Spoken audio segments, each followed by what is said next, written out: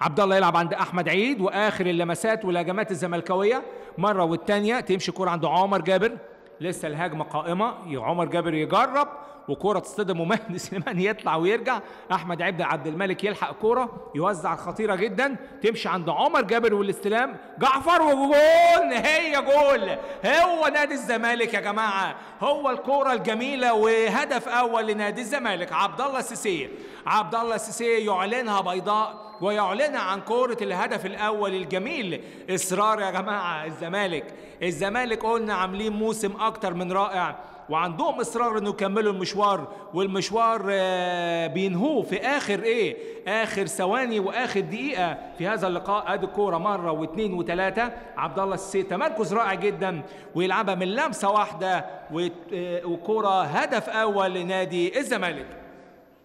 برافو نادي الزمالك الاصرار، برافو نادي الزمالك ان هم كملوا لاخر الدقائق الصعبه جدا، كان عندهم رغبه ان هم ينهوا الشوط الاول بهدف.